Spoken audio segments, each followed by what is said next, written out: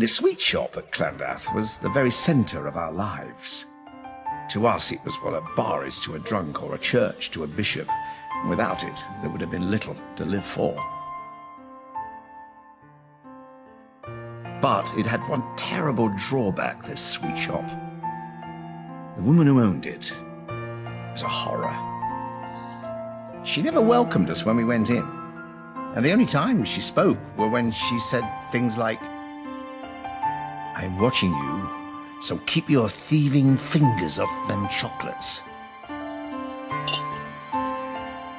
My 4 friends and I had come across a loose floorboard at the back of the classroom. One day, we lifted up and found a dead mouse. It was an exciting discovery. "Hold on a tick," I said.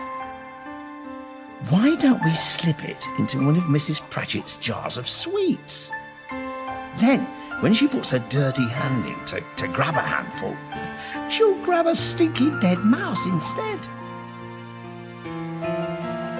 We were tremendously jazzed up. We felt like a gang of desperados setting out to rob a train. We were the victors now, and Mrs. Pratchett was the victim.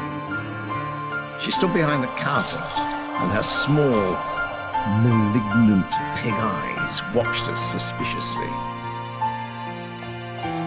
When I saw Mrs. Pratchett turn her head away for a couple of seconds, I lifted the heavy glass lid of the gobstopper jar and dropped the mouse in.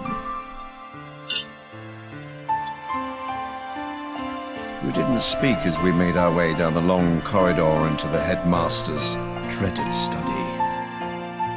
He raised the cane high above his shoulder, and as he brought it down, it made a loud swishing sound. There was a crack, like a pistol shot, as it struck Thwaite's bottom. "Harder! Harder!" shrieked her voice from over in the corner. He looked around, and there was the loathsome figure of Mrs. Pratchett. "Lay into him!"